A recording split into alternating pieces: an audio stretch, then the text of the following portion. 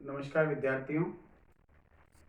आज हम small scale and cottage industries का पार्ट 2 पर चर्चा करेंगे, यानी उसके आगे के कंटेंट पर हम चर्चा करेंगे।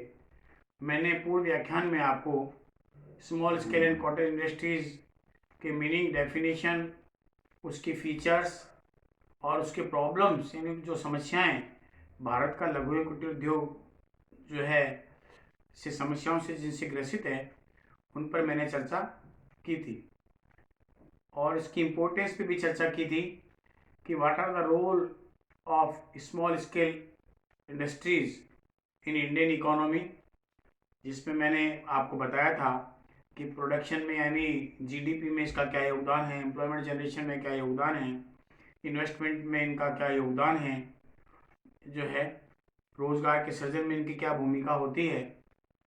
ये ऐसे उद्योग हैं जो कि लेबर इंटेंसिव होते हैं और इसलिए रोजगार सृजन में इनकी भूमिका है। कृषि के बाद दूसरे स्थान पर रोजगार देने में भारत का लघु कुटीर उद्योग अपनी महत्वपूर्ण भूमिका अदा कर रहा है। लेकिन जुलाई 1991 के बाद से जब लिबरलाइजेशन एडॉप्ट किया गया भारत में, उदारवाद, तो उस समय ये चुनौती थी भारत के सामने कि कृषि के बाद जब ये दूसरे स्थान रखता है और ऐसी स्थिति में जब हम उदारीकरण के आधार पर जो है बहुराष्ट्रीय कंपनियों को भारत में निवेश के लिए आमंत्रित कर रहे हैं, विनियोग के लिए आमंत्रित कर रहे हैं, तो ये सबसे बड़ी चुनौती थी कि इन्हें किस प्रकार से उनकी प्रतियोगिता से बचाया जाए। और इसलिए जुलाई 1991 के बाद से भारत सरकार के द्वारा कुछ विशिष्ट कदम जो है उठाए गए ताकि इनकी समस्याओं का समाधान किया जा सके और इन लघु एवं कुटीर उद्योगों को संरक्षण प्रदान किया जा सके। तो आज हमारा जो विषय होगा वो ये है कि भारत सरकार के द्वारा कौन कौन से ऐसे विशेष उपाय किए जा रहे हैं जिससे इन लघु एवं कुटीर उद्योगों को संरक्षण प्राप्त हो सके और वे अपने एग्जिस्टेंस यानी अस्तित्व को कायम रख सके। अगर हम भारतीय सरकार के द्वारा किए गए उपायों पर अगर चर्चा करें तो कुछ बिंदु इस प्रकार से परिलक्षित होते हैं। सबसे पहला प्रोविजन ऑफ रॉ मटेरियल। मैंने आपको समस्याओं में पहली समस्या बताई थी कि लघु एवं कुटीर उद्योगों के सामने कच्चे माल की समस्या एक बहुत बड़ी समस्या है, क्योंकि ये बाहर से यानी आउटसाइड रिसोर्सेज से माल एकत्रित करने की स्थिति में नहीं होते हैं और इन्हें मजबूर होकर के लोकल रिसोर्सेज से यानी स्थानीय साधनों से ही या स्थानीय आपूर्तिकर्ता जो सप्लायर्स हैं उनसे ही कच्चे माल का संग्रहण करना पड़ता है, जिसमें सबसे बड़ी प्रॉब्लम ये आती है माल उच्च क्वालिटी का नहीं मिलता। नंबर 2, उनकी दरें भी कंपेरेटिवली ऊंची होती है। ऐसी स्थिति में जब ऐसा उत्पाद बनकर तैयार होता है तो उनकी लागत ऊंची आती है और ऐसी स्थिति में लागत ऊंची होने के कारण से वे प्रतियोगिता दूसरी फर्मों के साथ या बड़े उद्योगों के साथ नहीं कर पाते, न तो गुणवत्ता के रूप में कर पाते हैं और न ही कीमत के रूप में कर पाते हैं। ऐसी स्थिति में सरकार द्वारा ये तय किया गया है कि एक साथ माल मंगवा करके, जहां भी इनके रिसोर्सेज जो माल मंगवा करके लघु एवं कुटीर उद्योगों को वितरण करने का कार्य किया जाता है ताकि इन लघु एवं कुटीर उद्योगों को कच्चा माल श्रेष्ठ क्वालिटी का, बेहतर क्वालिटी का, कम दरों पर उपलब्ध हो सके।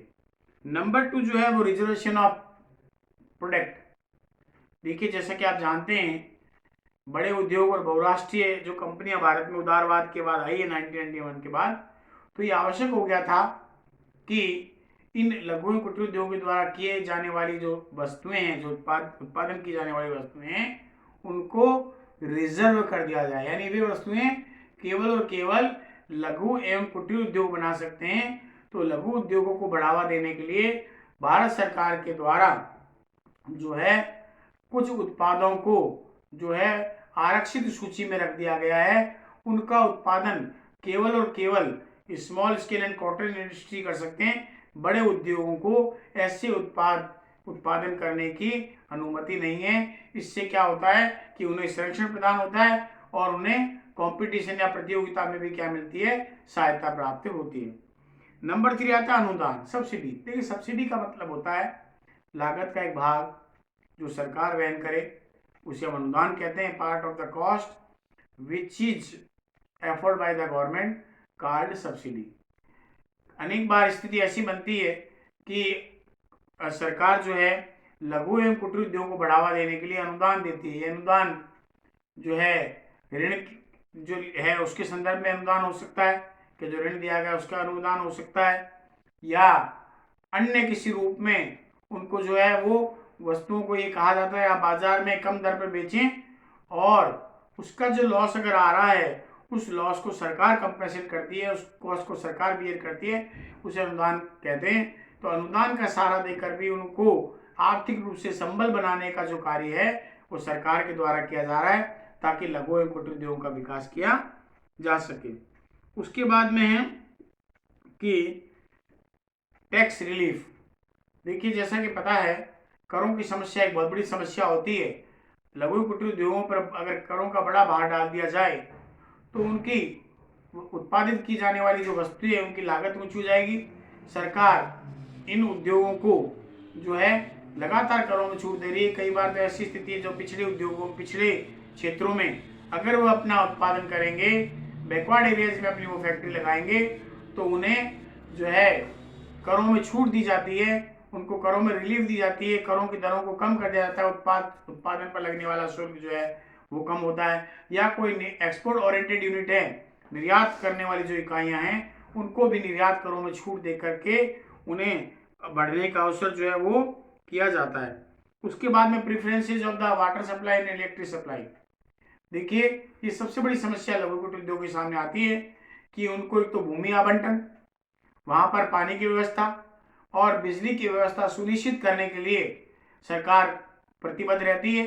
जहां भी लघु कुटीर उद्योग स्थापित होंगे पिछड़े क्षेत्रों में, वहां पर ऐसे जो नियोक्ता हैं, ऐसे जो एंटरप्रेन्योर हैं, साहसी है, जो लघु कुटीर उद्योग में संचालन करना चाहते हैं, तो उन्हें सरकार प्राथमिकता देती है बिजली कनेक्शन में, पानी के कनेक्शन में, और उनको जहां भी वो इंडस्ट्री एरिया में अगर भूमि लेना चाहते हैं तो उसके लिए भी उनको सर्वोच्च प्राथमिकता दी जाती है ताकि वे अपने उद्योग वहां पर स्थापित जो है वो कर सके।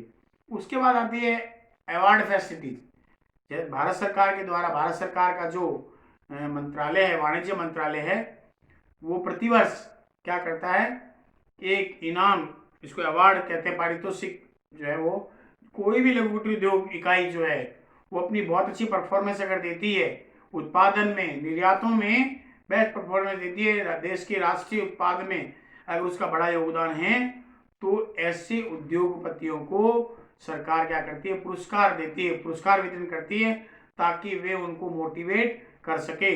इस प्रकार जो है ऐसे उद्योगों को पुरस्कार वितरण योजना के द्वारा जोड़ करके या उन्हें लाभान्वित करके उन्हें क्या किया जाता है, मोटिवेट करने का कार्य जो है वो सरकार के द्वारा किया जाता है। उसके बाद में आता है एस्टेब्लिशमेंट ऑफ बोर्ड।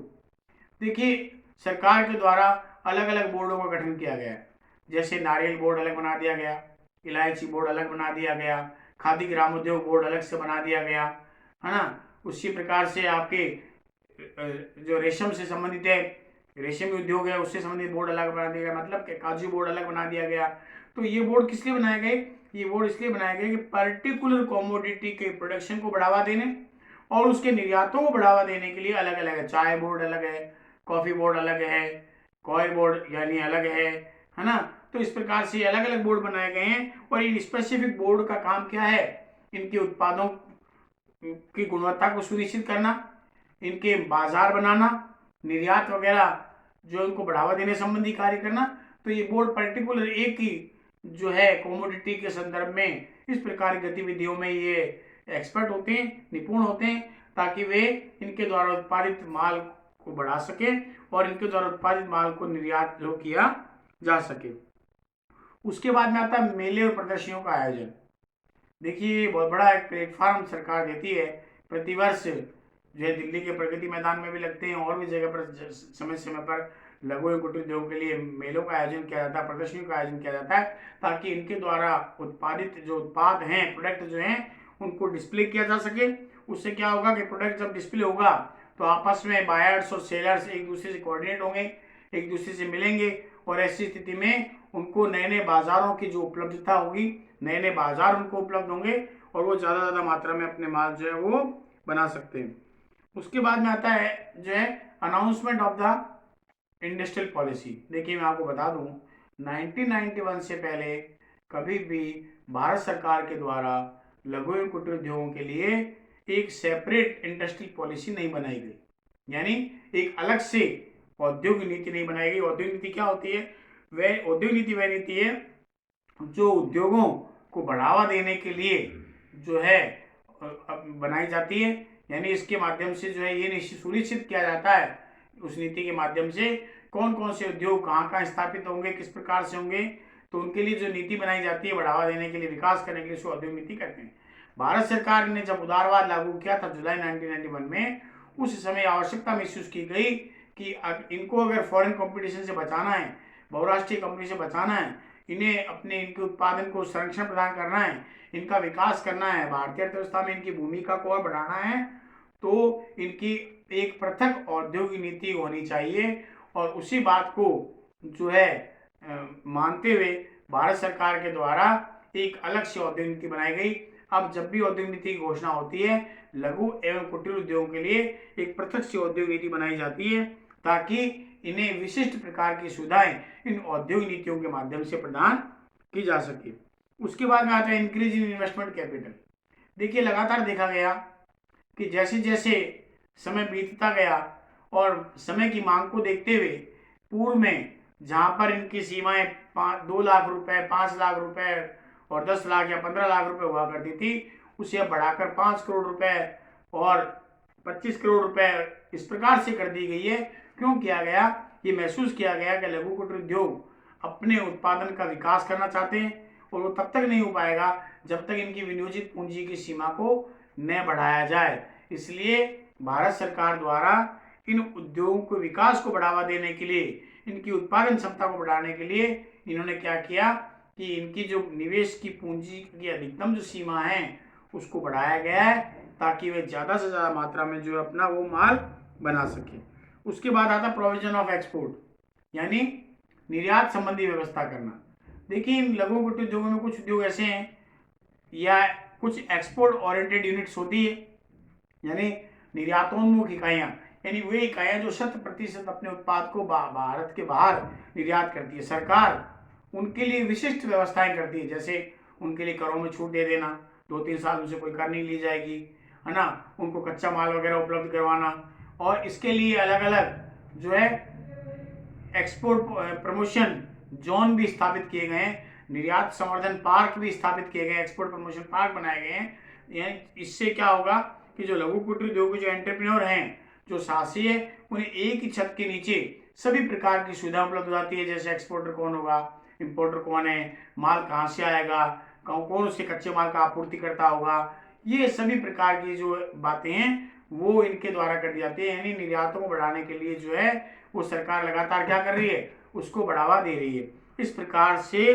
भारत सरकार जो है लघु एवं कुटीर उद्योगों को बढ़ावा देने के लिए न केवल करों में रिलीफ दे रही है, बल्कि उन्हें कच्चे माल का सस्ती दरों पर आवंटन करना, उन्हें सस्ती कम ब्याज दरों पर वित्तीय सहायता उपलब्ध करवाना, निर्यात संबंधी उनके लिए विशिष्ट व्यवस्था करना, उन्हें बिजली, पानी, भूमि के आवंटन में उन्हें सुविधाएं प्रदान करना, उनके द्वारा उत्पादित वस्तुओं का आरक्षण करना।